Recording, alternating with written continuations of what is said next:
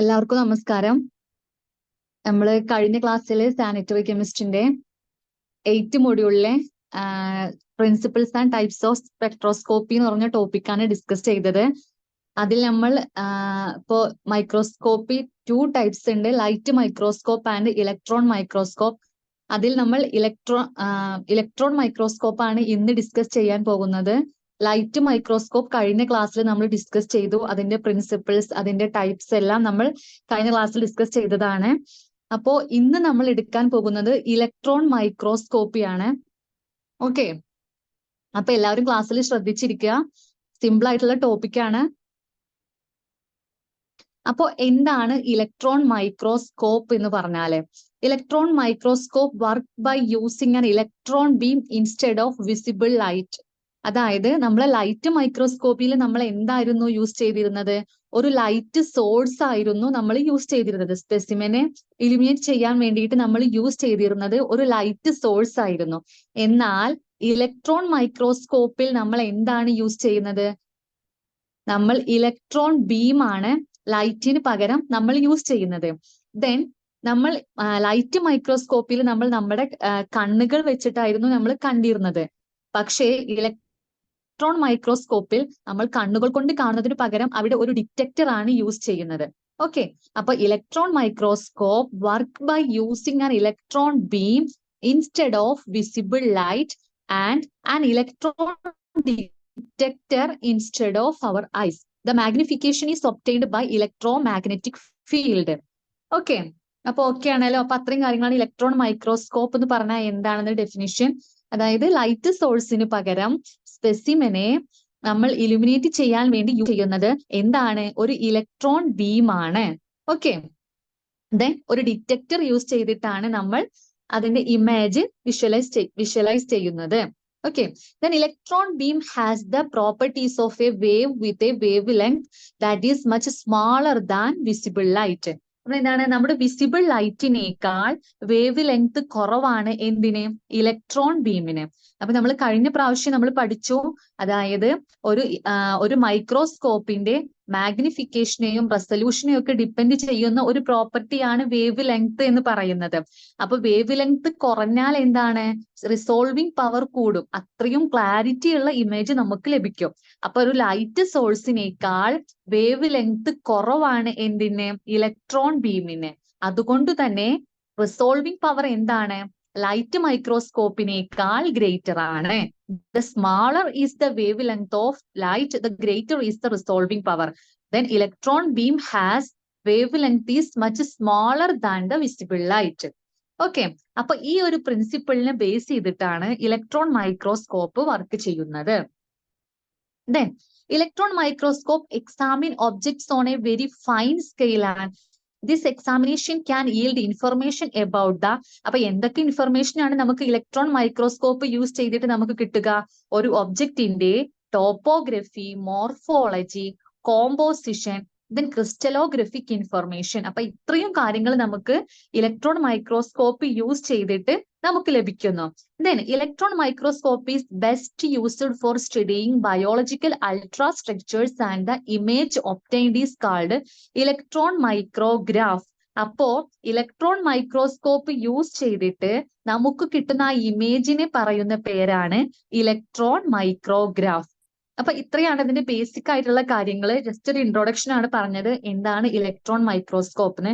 Light സോഴ്സിന് പകരം ഒരു ഇലക്ട്രോൺ ബീം ആണ് നമ്മൾ യൂസ് ചെയ്യുന്നതെങ്കിൽ അത്തരം മൈക്രോസ്കോപ്പിനെയാണ് നമ്മൾ ഇലക്ട്രോൺ മൈക്രോസ്കോപ്പ് എന്ന് പറയുന്നത്. ലൈറ്റ് വേവിനേക്കാൾ വേവ് ലെങ്ത് കുറവാണ് എന്തിന്? ഇലക്ട്രോൺ ബീമിന്. അതുകൊണ്ട് തന്നെ ലൈറ്റ് മൈക്രോസ്കോപ്പിനേക്കാൾ ഗ്രേറ്റർ റിസോൾവിംഗ് പവർ എന്തിനുണ്ട്? ഇലക്ട്രോൺ മൈക്രോസ്കോപ്പിനുണ്ട്. ദെൻ ഇലക്ട്രോൺ മൈക്രോസ്കോപ്പ് യൂസ് ചെയ്തിട്ട് നമുക്ക് ബയോളജിക്കൽ അൾട്രാ സ്ട്രക്ചേഴ്സ് നമുക്ക് കാണാൻ കഴിയും. ദെൻ ഒരു ഒബ്ജക്റ്റിന്റെ ക്രിസ്റ്റലോഗ്രഫി, ടോപ്പോഗ്രഫി, മോർഫോളജി, അതിന്റെ കോമ്പോസിഷൻ എല്ലാം തന്നെ നമുക്ക് ഈ ഇലക്ട്രോൺ മൈക്രോസ്കോപ്പ് യൂസ് ചെയ്തിട്ട് കാണാൻ കഴിയും. അങ്ങനെ നമുക്ക് ഇലക്ട്രോൺ മൈക്രോസ്കോപ്പ് യൂസ് ചെയ്തിട്ട് കിട്ടുന്ന ഇമേജിനെ നമ്മൾ ഇലക്ട്രോൺ മൈക്രോഗ്രാഫ് എന്ന് പറയുന്നു. ഇത്രയും കാര്യങ്ങളൊക്കെ ആണല്ലോ. ബേസിക് ആയിട്ടുള്ള, ജസ്റ്റ് ബേസിക് ആയിട്ടുള്ള കാര്യങ്ങളാണ്. ഓക്കെ, അപ്പൊ ഇത്രയും കാര്യങ്ങൾ മനസ്സിലാക്കി വെക്കുക. ജസ്റ്റ് നമുക്ക് ഇലക്ട്രോൺ മൈക്രോസ്കോപ്പിന്റെ ഹിസ്റ്ററി ഒന്ന് നോക്കാം. ആദ്യമായിട്ട് ഇലക്ട്രോൺ മൈക്രോസ്കോപ്പ് ക്രിയേറ്റ് ചെയ്തത് Ernst Ruska and Max Knoll. ഈ ഏണസ്റ്റ് റസ്ക എന്നുള്ള പേര് ഇമ്പോർട്ടന്റ് ആയിട്ട് ഓർത്ത് വെക്കുക. അപ്പോ മെയിൻ ആയിട്ട് ആളുടെ പേരിലാണ് ഇലക്ട്രോൺ മൈക്രോസ്കോപ്പ് അറിയപ്പെടുന്നത്. Then Ernst Ruska and Max Knoll എന്ന് പറഞ്ഞ ഈ രണ്ട് ഫിസിസ്റ്റ് ഇവരാണ് ആദ്യമായിട്ട് ഒരു ഇലക്ട്രോൺ മൈക്രോസ്കോപ്പിനെ 1931 കണ്ടെത്തിയത്. Then the first commercial electron microscope was produced in 1938 by Siemens. Siemens, അതായത് first commercial electron microscope produce ചെയ്തത് ആരാണ്? Siemens എന്നവരാണ്. Then Albert Prebys and Siemens produced a transmission electron microscope in 1931. അപ്പോ electron മൈക്രോസ്കോപ്പിന്റെ ഒരു ടൈപ്പാണ് term അഥവാ transmission electron microscope എന്ന് പറയുന്നത്. അപ്പൊ ട്രാൻസ്മിഷൻ ഇലക്ട്രോൺ മൈക്രോസ്കോപ്പ് ആദ്യമായിട്ട് കണ്ടെത്തിയത് ആരാണ്? Albert Prebus and Siemens. Then ഇത്ര Ernst Ruska and Max Knoll ഈ രണ്ട് പേര് ഓർത്തു വെക്കുക. ആദ്യമായിട്ട് ഒരു ഇലക്ട്രോൺ മൈക്രോസ്കോപ്പ് ഡിസ്കവർ ചെയ്തത് Ernst Ruska and Max Knoll എന്നീ രണ്ട് ഫിസിസ്റ്റ് ആണ്. ഓക്കെ, ദെൻ നമ്മുടെ ലൈറ്റ് മൈക്രോസ്കോപ്പിനേക്കാൾ ഒരുപാട് അഡ്വാൻറ്റേജ് ഈ ഇലക്ട്രോൺ മൈക്രോസ്കോപ്പിനുണ്ട്. നമുക്കറിയാം ഒരു മൈക്രോസ്കോപ്പിന്റെ അത് ഏറ്റവും നല്ല ബെസ്റ്റ് മൈക്രോസ്കോപ്പ് ആയിട്ട് നമ്മൾ കണക്കാക്കുന്നത് എന്താണ്? അതിന് നല്ല മാഗ്നിഫിക്കേഷൻ വേണം, പ്ലസ് അതിന്റെ കൂടെ നല്ല റിസോൾവിംഗ് പവർ വേണം. അപ്പൊ ഇത് രണ്ടും എന്തിനുണ്ട്? നമ്മുടെ ഇലക്ട്രോൺ മൈക്രോസ്കോപ്പിനുണ്ട്. അപ്പോ resolving power of an electron microscope is 200 times greater than that of a light microscope. നമ്മുടെ ലൈറ്റ് മൈക്രോസ്കോപ്പിനേക്കാൾ 200 times ഗ്രേറ്റർ ആണ് എന്തിന്റെ റിസോൾവിംഗ് പവർ?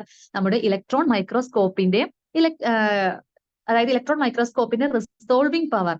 അതിന്റെ മാഗ്നിഫിക്കേഷനോ ഇലക്ട്രോൺ മൈക്രോസ്കോപ്പ് 4 lakh x അതായത് 4 lakh times നമുക്ക് അതിന്റെ മാഗ്നിഫിക്കേഷൻ തരും ഒരു സ്പെസിമെന്റെ.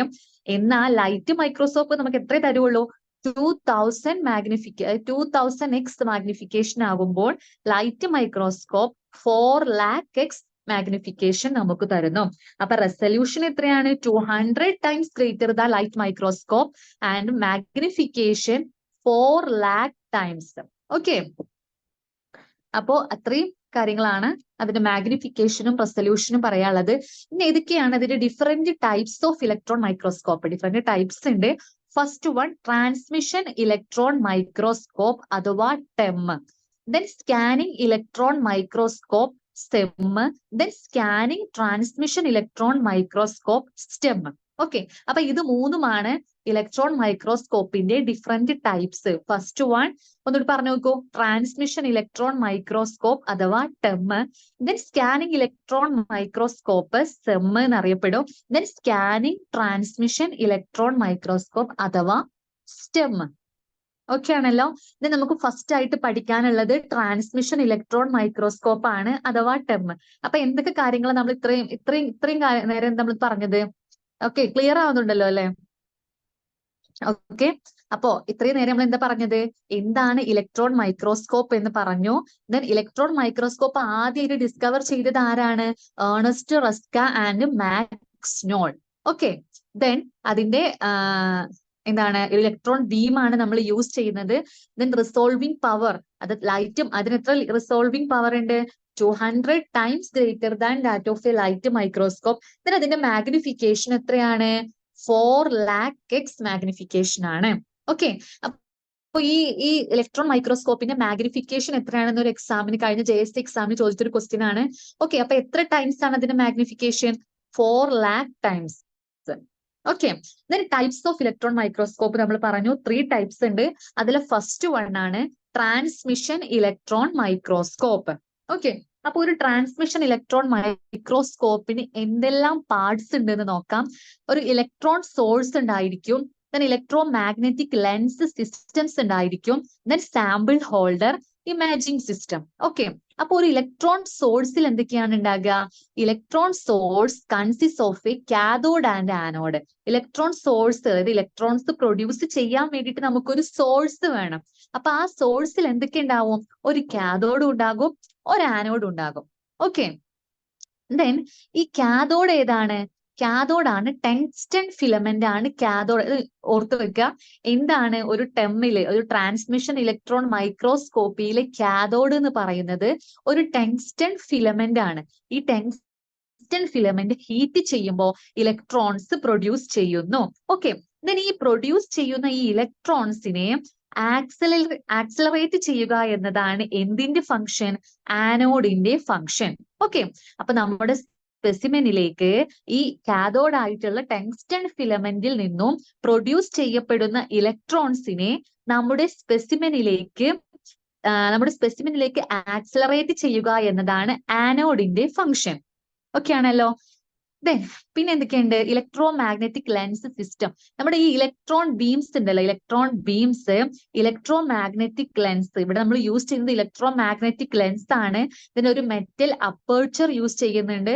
അപ്പോൾ ഇങ്ങനെ പ്രൊഡ്യൂസ് ചെയ്ത ഈ ഇലക്ട്രോൺ ബീമിനെ നമ്മുടെ ഇലക്ട്രോ മാഗ്നറ്റിക് ലെൻസും ഒരു മെറ്റൽ അപ്പേർച്ചറും യൂസ് ചെയ്തിട്ട് അതിനെ സ്പെസിമെനിലേക്ക് ഫോക്കസ് ചെയ്യിക്കും. ഓക്കെ, ദെൻ എന്താണ്? ഒരു സാമ്പിൾ ഹോൾഡർ ഉണ്ടായിരിക്കും. Then imaging system. ഈ ഇമേജിംഗ് സിസ്റ്റത്തിൽ എന്താണ്? ഇലക്ട്രോ മാഗ്നറ്റിക് ലെൻസ് സിസ്റ്റം ആണ്. അതിൽ ടു ടൈപ്സ് ഉണ്ട്. ഒബ്ജക്റ്റീവ് ലെൻസും ഉണ്ട്, പ്രൊജക്ടർ ലെൻസും ഉണ്ട്. ദെൻ വേറെ എന്തുണ്ട്? ഫോസ്ഫോറസെന്റ് സ്ക്രീൻ ഉണ്ട്. അതായത് ഇലക്ട്രോ മാഗ്നറ്റിക് ലെൻസ് സിസ്റ്റവും ഫോസ്ഫോറസെന്റ് സ്ക്രീനും കൂടിയിട്ടാണ് ഇമേജിംഗ് സിസ്റ്റം വരുന്നത്. ഇലക്ട്രോ മാഗ്നറ്റിക് ലെൻസ് സിസ്റ്റത്തിൽ എന്തൊക്കെയുണ്ട്? ഒബ്ജക്റ്റീവ് ലെൻസും ഉണ്ട്, പ്രൊജക്ടർ ലെൻസും ഉണ്ട്. ഓക്കെ, അപ്പൊ ഇത്രയും കാര്യങ്ങളാണ് അതിന്റെ സ്ട്രക്ചറൽ പാർട്സ് എന്ന് പറയുന്നത്. ഒരു ട്രാൻസ്മിഷൻ ഇലക്ട്രോൺ മൈക്രോസ്കോപ്പിയുടെ സ്ട്രക്ചറൽ പാർട്സിനെ കുറിച്ചാണ് നമ്മൾ ഡിസ്കസ് ചെയ്യുന്നത്. ഒരു ഇലക്ട്രോൺ സോഴ്സ് ആയിട്ട് എന്താണ് നമ്മൾ യൂസ് ചെയ്യുന്നത്? ഒരു ടങ്സ്റ്റൺ ഫിലമെന്റ് ആണ്. ഈ ടങ്സ്റ്റൺ ഫിലമെന്റ് എന്താണ്? ഈ അതായത് ഇലക്ട്രോൺ സോഴ്സിലെ കാഥോഡ് ആയിട്ടാണ് ഈ ടങ്സ്റ്റൺ ഫിലമെന്റ് ആക്ട് ചെയ്യുന്നത്. അത് ഹീറ്റ് ചെയ്യുമ്പോൾ ഇലക്ട്രോൺസ് പ്രൊഡ്യൂസ് ചെയ്യുന്നു.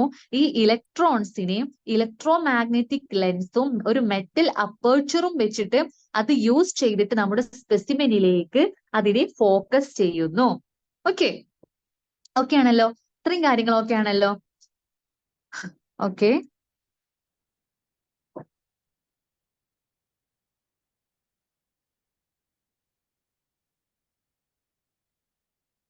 ഇതാണ് അതിന്റെ പിക്ചർ.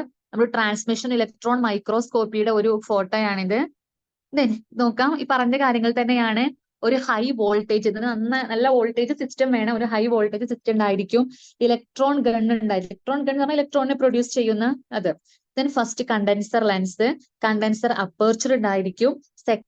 സെക്കൻഡ് കണ്ടൻസർ ലെൻസ് ഉണ്ടായിരിക്കും. ഒന്നിൽ കൂടുതൽ കണ്ടൻസർ ലെൻസ് ഉണ്ടായിരിക്കും. ഈ കണ്ടൻസർ ലെൻസ് എന്തിനാണ് യൂസ് ചെയ്യുന്നത്? നമ്മൾ കഴിഞ്ഞ ക്ലാസ്സിൽ പഠിച്ചു. അതായത് ഇപ്പോൾ അവിടെ ലൈറ്റ് സോഴ്സ് ആയിരുന്നു. ആ ലൈറ്റ് സോഴ്സിനെ സ്പെസിമെനിലേക്ക് ഫോക്കസ് ചെയ്യാൻ വേണ്ടിയിട്ടായിരുന്നു. ഇവിടെ എന്താണ്? ഇലക്ട്രോൺ ബീംസിനെ നമ്മുടെ സ്പെസിമെനിലേക്ക് ഫോക്കസ് ചെയ്യാൻ വേണ്ടിയിട്ടാണ്. ദെൻ സ്പെസിമെൻ ഹോൾഡർ ഉണ്ടായിരിക്കും. Then airlock objective lenses and aperture, electron beam, fluorescent screen and camera. Fluorescent screen എന്ന് പറഞ്ഞാൽ നമുക്ക് ഒബ്ജക്റ്റിനെ കാണാൻ വേണ്ടിയിട്ട്. ഓക്കെ, ഞാൻ അതിന്റെ പ്രിൻസിപ്പിൾ ആണ് പറയുന്നത്. എങ്ങനെയാണ് ഒരു ട്രാൻസ്മിഷൻ ഇലക്ട്രോൺ മൈക്രോസ്കോപ്പ് വർക്ക് ചെയ്യുന്നത് എന്നാണ് പറയുന്നത്. എന്താണ്? നമ്മുടെ ഈ സ്പെസിമെൻ ഉണ്ടല്ലോ, ഈ specimen is bombarded by a beam of electrons. നമ്മുടെ ഈ ബംബാർഡ് ചെയ്യുന്ന അതായത് നമ്മുടെ ഇലക്ട്രോൺ സോഴ്സിൽ നിന്നും വരുന്ന ഇലക്ട്രോൺ സോഴ്സ് എന്താണ്?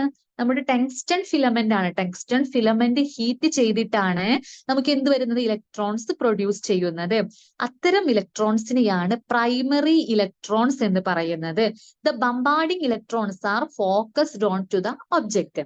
Then, in areas in the object where these electrons encounters atom with a heavy atomic nucleus, they rebound. അതായത് നമ്മുടെ സ്പെസിമെനില് ഡെൻസിറ്റി കൂടിയ പാർട്സും ഉണ്ടായിരിക്കും, ഡെൻസിറ്റി കുറഞ്ഞ ഭാഗവും ഉണ്ടായിരിക്കും. നമ്മുടെ ഈ ട്രാൻസ്മിഷൻ ഇലക്ട്രോൺ മൈക്രോസ്കോപ്പിയിൽ നമ്മൾ വെക്കുന്ന സ്പെസിമെൻ വളരെ അൾട്രാ തിൻ ആയിട്ടുള്ള സ്പെസിമെൻ ആണ് നമ്മൾ യൂസ് ചെയ്യേണ്ടത്. നമ്മൾ സാമ്പിൾ പ്രിപ്പറേഷൻ എന്ന് പറഞ്ഞൊരു ഭാഗം വരുന്നുണ്ട്. അവിടെ ഡിസ്കസ് ചെയ്യും എങ്ങനെയാണ് അതിന്റെ സാമ്പിൾ തയ്യാറാക്കേണ്ടതെന്ന്. അപ്പൊ ഈ കാര്യം ശ്രദ്ധിക്കാം. ട്രാൻസ്മിഷൻ ഇലക്ട്രോൺ മൈക്രോസ്കോപ്പിയിൽ സ്പെസിമെൻ എന്തായിരിക്കണം? അൾട്രാ തിൻ സ്പെസിമെൻ ആയിരിക്കണം. എന്നിരുന്നാലും ആ അൾട്രാ തിൻ ആയിട്ടുള്ള സ്പെസിമെനിൽ അതായത് അതിൽ ഡെൻസിറ്റി കൂടിയ പാർട്സും, ഇപ്പൊ നമ്മൾ ബാക്ടീരിയനൊക്കെ വിസിബിൾ ചെയ്യും, അതിലെ ന്യൂക്ലിയസ് ഡെൻസിറ്റി കൂടിയ പാർട്സ് ആയിട്ടും, അതായത് അതിന്റെ ചുറ്റുപാടുള്ള സറൗണ്ടിങ്സ് എന്താണ്? അതിന്റെ ഡെൻസിറ്റി കുറഞ്ഞ പാർട്സ് ആയിട്ടാണ് കാണപ്പെടുക. അപ്പൊ എന്താണ്? നമ്മൾ വെക്കുന്ന സ്പെസിമെനിൽ ഹെവി അറ്റോമിക് ന്യൂക്ലിയസ് ഉള്ള ഭാഗം അഥവാ ഡെൻസിറ്റി കൂടിയ ഭാഗത്ത് ഇലക്ട്രോൺസ് ചെന്ന് ഹിറ്റ് ചെയ്യുമ്പോൾ ഈ ഇലക്ട്രോൺസ് എന്താകും, അത് റീബൗണ്ട് ചെയ്യും. ഓക്കെ, അത് തിരിച്ച് റീബൗണ്ട് ചെയ്യും. Okay, in regions where the material consist of lighter atoms the electrons are able to pass through. അപ്പൊ എന്താണ്, നമ്മുടെ മെറ്റീരിയലില് ലൈറ്റർ ആറ്റംസ് ഉള്ള, അതായത് ഡെൻസിറ്റി കുറഞ്ഞ പാർട്സിൽ എന്താകും, ഈ ഇലക്ട്രോൺസ് അതിലൂടെ പാസ് ചെയ്യും. ഓക്കെ, അതായത് ഹെവി ന്യൂക്ലിയസ് ഉള്ള പാർട്സ് അഥവാ ഡെൻസിറ്റി കൂടിയ പാർട്സിൽ നമ്മുടെ ഇലക്ട്രോൺസ് വന്ന് ഹിറ്റ് ചെയ്യുമ്പോൾ ആ ഇലക്ട്രോൺസ് റീബൗണ്ട് ചെയ്യും. എന്നാൽ നമ്മുടെ ലൈറ്റർ പാർട്സിലൂടെ കടന്നു പോകുമ്പോൾ ഈ ഇലക്ട്രോൺസ് അതിലൂടെ പാസ് ചെയ്യും, റീബൗണ്ട് ചെയ്യാതെ ആ സ്പെസിമെനിലൂടെ പാസ് ചെയ്തു പോകുന്നു. അപ്പോ ഇതിനനുസരിച്ചാണ് നമ്മുടെ ഈ പാറ്റേൺ അനുസരിച്ച്, അപ്പോ ചിലടത്ത് റീബൗണ്ട് ചെയ്യും, ചിലയിടത്ത് അത് കടന്നു പോകും. അപ്പൊ ഇലക്ട്രോൺസിന്റെ ഈ നേച്ചർ അനുസരിച്ചിട്ടാണ് നമുക്ക് ഇമേജ് കിട്ടുക. അതായത് ഈ റീബൗണ്ട് ചെയ്യുന്ന ഇതിന് നമുക്ക് ഇമേജിൽ ഡാർക്ക് ആയിട്ടും, എന്നാൽ ഇലക്ട്രോൺസ് പാസ് ചെയ്തു പോകുന്ന ഭാഗങ്ങളെ നമുക്ക് എന്തായിട്ട് കിട്ടും, ലൈറ്റർ പാർട്സ് ആയിട്ടും കിട്ടും. ഒരു ബ്ലാക്ക് ആൻഡ് വൈറ്റ് ആണ് നമ്മുടെ ഈ ഇതുണ്ടാവും. നമ്മുടെ ഈ ടെമ്മിലെ ഇമേജസ് ഒരു ബ്ലാക്ക് ആൻഡ് വൈറ്റ് കളറിലായിരിക്കും. അല്ലെ ബ്ലാക്ക് കളറിൽ കിട്ടുക എന്താണ്, ഹെവി അറ്റോമിക് ന്യൂക്ലിയസ് ഉള്ള ഭാഗങ്ങൾ. ദെൻ ലൈറ്റർ ന്യൂക്ലിയസ് ഉള്ള ഭാഗങ്ങൾ എന്താണ്, നമുക്ക് ലൈറ്റ് ആയിട്ടാണ് കിട്ടുക. ഓക്കെ, അപ്പൊ ഇത്രയാണ് അതിന്റെ പ്രിൻസിപ്പിൾ എന്ന് പറയുന്നത്. It is then greatly enlarged by projector lens. നമുക്ക് കിട്ടുന്ന ഈ ഇമേജിന് എന്താണ്, പ്രൊജക്ടർ ലെൻസ് വെച്ചിട്ട് അതിനെ എൻലാർജ് ചെയ്യും. എവൻച്വലി ദ ട്രാൻസ്വേഴ്സിംഗ് ഇലക്ട്രോൺ അഥവാ transmission electrons reach the scintillator plate at the base of the column of the microscope. ഒരു സിൻഡിലേറ്റർ പ്ലേറ്റ് ഉണ്ടായിരിക്കും. ഈ ഇലക്ട്രോൺസ് ആ സിൻഡിലേറ്റർ പ്ലേറ്റിൽ പോയിട്ട് നമുക്ക് ആ സിൻഡിലേറ്റർ പ്ലേറ്റിൽ എത്തും. The scintillator plates contain phosphor compound that can absorb the energy of the sticking electrons and convert it to light flashes. അപ്പൊ ഈ ഇലക്ട്രോൺ എനർജിയെ നമുക്ക് ഫ്ലാഷസ് ഓഫ് ലൈറ്റ് ആക്കി മാറ്റുന്നത്, നമുക്ക് കാണാൻ കഴിയുന്ന ലൈറ്റ് ഫ്ലാഷസ് ആക്കി മാറ്റും. എന്തിലെ, ഈ സിൻഡിലേറ്റർ പ്ലേറ്റിലുള്ള എന്ത്, ഫോസ്ഫർ കോമ്പൗണ്ട്സ്. ഓക്കെ, അപ്പോ നമ്മുടെ ഈ ഇലക്ട്രോൺസ് നമ്മുടെ സ്പെസിമെനിൽ തട്ടി ചിലത് പാസ് ചെയ്യും, ചിലത് റീബൗണ്ട് ചെയ്യും. ദെൻ ഇത് കൂടി കളക്ട് ചെയ്യുക എവിടെയാണ്, നമ്മുടെ സിൻഡിലേറ്റർ പ്ലേറ്റിൽ കളക്ട് ചെയ്യും. ദെൻ എന്താണ്, ആ സിൻഡിലേറ്റർ പ്ലേറ്റിൽ എന്തുണ്ട്, ഒരു ഫോസ്ഫർ കോമ്പൗണ്ട് അഥവാ ഫോസ്ഫോറസിന്റെ സ്ക്രീൻസ് ഉണ്ടായിരിക്കും. ദെൻ ഇതെന്താണ്, ഈ സ്ട്രൈക്ക് ചെയ്യുന്ന ഇലക്ട്രോൺസിന് അല്ലെങ്കിൽ ഇലക്ട്രിക്കൽ എനർജി ഇത് എന്താക്കി മാറ്റും, converts it to light flashes ആക്കി മാറ്റും. Okay, thus a contrasted image is formed on this plate. അങ്ങനെ നമുക്ക് ആ പ്ലേറ്റിൽ എന്ത് കിട്ടും, ഒരു കോൺട്രാസ്റ്റഡ് ഇമേജസ് കിട്ടും. അതായത് നമ്മുടെ ഡെൻസിറ്റി കൂടിയ പാർട്സ് ഡാർക്ക് ആയിട്ട്, ഡെൻസിറ്റി കുറഞ്ഞ പാർട്സ് ലൈറ്റ്, അങ്ങനെ ഒരു ബ്ലാക്ക് ആൻഡ് വൈറ്റ് ഇമേജ് നമുക്ക് എന്തിൽ കിട്ടും, നമ്മുടെ ഈ സ്ക്രീനിൽ കിട്ടും. ഓക്കെ, അപ്പൊ ഇത്രയാണ് നമ്മുടെ ട്രാൻസ്മിഷൻ ഇലക്ട്രോൺ മൈക്രോസ്കോപ്പിയുടെ പ്രിൻസിപ്പിൾ എന്ന് പറയുന്നത്. വളരെ സിമ്പിൾ ആണ്. ഓക്കെ, ലൈറ്റ് സോഴ്സിൽ നിന്നും ഇലക്ട്രോൺസ് വരും. ഈ ഇലക്ട്രോൺസ് നമ്മുടെ സ്പെസിമെനിൽ ഹെവി ന്യൂക്ലിയസ് ഉള്ള ഭാഗങ്ങളിൽ തട്ടുമ്പോൾ ഇലക്ട്രോൺസ് റീബൗണ്ട് ചെയ്യും. ദെൻ ലൈറ്റർ പാർട്സിൽ തട്ടുമ്പോൾ ഈ ഇലക്ട്രോൺസ് പാസ് ചെയ്തു പോകും. അങ്ങനെ ഈ ഡിഫറൻസ് ഇൻ പാറ്റേൺസ്, ഇങ്ങനെ ഇലക്ട്രോൺസ് കാണിക്കുന്ന ഈ ഡിഫറെന്റ് ബിഹേവിയർ വെച്ചിട്ടാണ് നമുക്ക് നമ്മുടെ സ്ക്രീനിൽ ഇമേജ് കിട്ടുക. അപ്പൊ സിൻഡിലേറ്റർ പ്ലേറ്റിൽ ഫോസ്ഫറസ് എന്ന് പറഞ്ഞ കോമ്പൗണ്ട് എന്താണ്, ഈ ഇലക്ട്രോൺസിന്റെ ഈ സ്ട്രൈക്കിംഗ് ഓഫ് ഇലക്ട്രോൺസിനെ അഥവാ ഇലക്ട്രിക്കൽ എനർജി എന്താക്കി മാറ്റും, ലൈറ്റ് ഫ്ലാഷസ് ആക്കി മാറ്റും. അങ്ങനെ നമുക്ക് എന്ത് കിട്ടും, കോൺട്രാസ്റ്റഡ് ഇമേജസ് ഈ പ്ലേറ്റിൽ ഫോം ചെയ്യും. ഓക്കെ, ഇതിന്റെ സാമ്പിൾ പ്രിപ്പറേഷൻ. വളരെ ടഫ് ആയിട്ടുള്ള ഒരു പ്രോസസ് ആണ് ഈ ട്രാൻസ്മിഷൻ ഇലക്ട്രോൺ മൈക്രോസ്കോപ്പിയുടെ. Okay, the material to be studied. ഇത്രയും കാര്യങ്ങൾ മനസ്സിലായല്ലോ. നമ്മളിപ്പോ എന്തൊക്കെ ഡിസ്കസ് ചെയ്തു, എന്താണ് ഇലക്ട്രോൺ മൈക്രോസ്കോപ്പ് എന്ന് പറഞ്ഞു, അതിന്റെ ടൈപ്സിൽ ഏത് നമ്മൾ ഡിസ്കസ് ചെയ്തു, ട്രാൻസ്മിഷൻ ഇലക്ട്രോൺ മൈക്രോസ്കോപ്പ് ഡിസ്കസ് ചെയ്തു, അതിന്റെ പ്രിൻസിപ്പിൾസ് പറഞ്ഞു. ഓക്കെ ആണല്ലോ, വളരെ സിമ്പിൾ ആയിട്ടുള്ള കാര്യമാണ്. ഓക്കെ, പ്രിൻസിപ്പിൾ എല്ലാവർക്കും മനസ്സിലായല്ലോ. ഓക്കെ, അപ്പൊ നമുക്ക് എന്ത് നോക്കാം, അതിന്റെ സാമ്പിൾ പ്രിപ്പറേഷൻസ് നോക്കാം.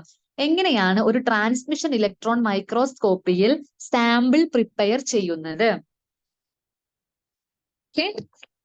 The material to be studied under electron microscope must be well preserved ആയിരിക്കണം.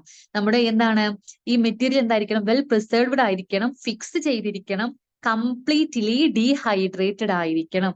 പിന്നെന്താണ്, അൾട്രാ തിൻ ആയിരിക്കണം, ഇംപ്രഗ്നേറ്റഡ് വിത്ത് ഹെവി മെറ്റൽസ്, നമ്മുടെ ഹെവി മെറ്റലുമായിട്ട് അതിനെ കോട്ട് ചെയ്തിരിക്കണം. ഓക്കെ, അൾട്രാ തിൻ ആയിരിക്കണം, ഡീഹൈഡ്രേറ്റഡ് ആയിരിക്കണം, പ്രിസർവ്ഡ് ആയിരിക്കണം, ഫിക്സ്ഡ് ആയിരിക്കണം, ഹെവി മെറ്റലുമായിട്ട് നമ്മൾ എന്ത് ചെയ്തിരിക്കണം, അതിനെ കോട്ട് ചെയ്തിരിക്കണം. Okay, the material is preserved by fixation with glutaraldehyde and then osmium tetroxide. അപ്പം മെറ്റീരിയൽ പ്രിസർവ്ഡ് ആയിരിക്കണം നമ്മൾ പറഞ്ഞു. എങ്ങനെയാണ് പ്രിസർവ് ചെയ്യുക? ഗ്ലൂട്ടറാൽഡിഹൈഡും ഓസ്മിയം ടെട്രോക്സൈഡും യൂസ് ചെയ്തിട്ടാണ് അതിനെ എന്താണ്, അതായത് ഓസ്മിയം ടെട്രോക്സൈഡും ഗ്ലൂട്ടറാൽഡിഹൈഡും ഉപയോഗിച്ച് അതിനെ ഫിക്സ് ചെയ്തിട്ടാണ് അതിനെ മെറ്റീരിയലിനെ നമ്മൾ പ്രിസർവ് ചെയ്യുന്നത്. The fixed material is dehydrated, then അതിനെ ഡീഹൈഡ്രേറ്റ് ചെയ്യും, then embedded in A plastic അഥവാ എപ്പോക്സി റെസിൻസ് ആണ് നമ്മൾ യൂസ് ചെയ്യുക. ദെൻ ആ മെറ്റീരിയൽ ഡീഹൈഡ്രേറ്റ് ചെയ്യണം, ദെൻ എന്ത് ചെയ്യണം, നമ്മൾ ഒരു പ്ലാസ്റ്റിക് അഥവാ എപ്പോക്സി റെസിൻസ് യൂസ് ചെയ്തിട്ട് അതിനെ എംബഡഡ് ചെയ്തിരിക്കണം. Then the sectioned with the help of diamond or glass razor of ultra microtom. Then അതിന്റെ സെക്ഷൻ എങ്ങനെയാണ് നമ്മൾ എടുക്കേണ്ടത്? എന്ത് യൂസ് ചെയ്തിട്ട് എടുക്കേണ്ടത്? ഡയമണ്ട് അല്ലെങ്കിൽ glass razor of ultra microtome. Okay, the sections are ultra thin, about 50 to 100 nanometre thick. അപ്പൊ വളരെ നേർത്ത അൾട്രാ തിൻ ആയിട്ടുള്ള സെക്ഷൻസ് ആണ് നമുക്ക് എടുക്കേണ്ടത്. അത് എങ്ങനെയാണ് നമ്മൾ എടുക്കുന്നത്? അല്ലെങ്കിൽ ഡയമണ്ട് യൂസ് ചെയ്തിട്ട് അല്ലെങ്കിൽ ഗ്ലാസ് റേസർ യൂസ് ചെയ്തിട്ടാണ് എടുക്കേണ്ടത്. ഓക്കെ, 50 to 100 നാനോമീറ്റർ തിക്നെസ്, അത്ര വരെ പാടുള്ളൂ. Okay, then these sections are placed on a copper grid and exposed to electron dense materials like lead acetates, uranyl acetate, palladium vapors, then phosphotungstate, etc. Now this section can be viewed in the term. Okay, അപ്പോ നമ്മൾ എന്ത് ചെയ്യണം? ഈ sections ഒക്കെ നമ്മൾ heavy മെറ്റലുമായിട്ട് coat ചെയ്യണമെന്ന്. അപ്പൊ കോപ്പർ ഗ്രിഡ് ആണ്, then exposure to electron dense material ആയിട്ടുള്ള ലെഡ് അസറ്റേറ്റ് അല്ലെങ്കിൽ യുറനൈൽ അസറ്റേറ്റ് അല്ലെങ്കിൽ പലേഡിയം വേപ്പേഴ്സ്, ഫോസ്ഫോ ടങ്സ്റ്റേറ്റ്, ഇതൊക്കെ ആയിട്ട് നമ്മൾ അതിനെ കോട്ട് ചെയ്യണം. Now the sections can be viewed in the term. The coating with electron dense material enable the specimen to withstand electric bombardment.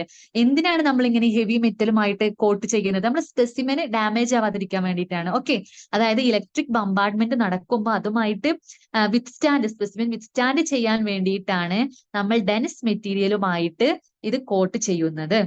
Okay, അപ്പൊ ഇത്രയും കാര്യങ്ങളാണ് നമ്മൾ പറഞ്ഞത്. സാമ്പിൾ പ്രിപ്പറേഷനിൽ നമ്മൾ എന്താണ് ശ്രദ്ധിക്കേണ്ടത്? സാമ്പിൾ ഡീഹൈഡ്രേറ്റഡ് ആയിരിക്കണം, അൾട്രാ തിൻ ആയിരിക്കണം, ദെൻ ഹെവി മെറ്റലുമായിട്ട് കോട്ട് ചെയ്യണം. എന്തിനാണ് നമ്മൾ ഈ ഹെവി മെറ്റലുമായിട്ട് കോട്ട് ചെയ്യുന്നത്? ഈ coating with electron dense material enables the specimen to withstand electric bombardment. Electric ബംബാർഡ്മെന്റുമായിട്ട് വിത്ത്സ്റ്റാൻഡ് ചെയ്യാൻ വേണ്ടിയിട്ടാണ് നമ്മൾ ഈ ഹെവി മെറ്റലുമായിട്ട് കോട്ട് ചെയ്യുന്നത്. ഓക്കെ, അപ്പൊ ഇത്രയും കാര്യങ്ങളാണ് ഇതിന്റെ പ്രിൻസിപ്പിൾസ് എന്ന് പറയുന്നത്. അപ്പൊ ഇത്രയും കാര്യങ്ങൾ മനസ്സിലായല്ലോ? ഓക്കെ ആണല്ലോ? ഓക്കെ, അപ്പൊ എന്തൊക്കെയാണ് ഇതിന്റെ ആപ്ലിക്കേഷൻസ് നോക്കാം. To study structures of bacteria, fungi and viruses. എന്തൊക്കെയാണ് bacteria, fungi and viruses? Okay, ഇതിനെ കുറിച്ചൊക്കെ ഇതിന്റെ സ്ട്രക്ചേഴ്സ് സ്റ്റഡി ചെയ്യാൻ വേണ്ടിയിട്ട്. To study shape and size of microbial cell organelles. Microbial cell ഓർഗനൽസിന്റെ ഷേപ്പ് എന്താണ്, അതിന്റെ സൈസ് എന്താണെന്ന് സ്റ്റഡി ചെയ്യാൻ വേണ്ടിയിട്ട്. Then to study bacterial flagella and plasmid. Bacterial flagella, plasmids. Then differentiate plant cells and animal cells. Plant സെല്ലിനെയും ഒരു animal സെല്ലിനെയും differentiate ചെയ്യാൻ വേണ്ടിയിട്ട്.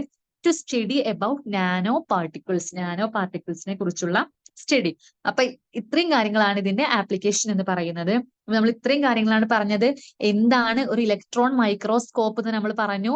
ഇലക്ട്രോൺ മൈക്രോസ്കോപ്പിന് എന്തുണ്ട്? ലൈറ്റ് മൈക്രോസ്കോപ്പിനേക്കാൾ magnification power 200 times resolving power ഉണ്ട്. അതിന്റെ മാഗ്നിഫിക്കേഷൻ എത്രയാണ്? 4 lakh x ആണ് അതിന്റെ മാഗ്നിഫിക്കേഷൻ എന്ന് പറയുന്നത്. ദെൻ 3 ടൈപ്സ് ഉണ്ട്. First one term, second one sem, then stem. നമ്മളിപ്പോ പഠിക്കുന്നത് ടെമ്മിനെ കുറിച്ചാണ്. ടെമ്മിന്റെ എന്ത് പറഞ്ഞു? എന്താണ് ട്രാൻസ്മിഷൻ ഇലക്ട്രോൺ മൈക്രോസ്കോപ്പ് അഥവാ ടെം എന്താണ്?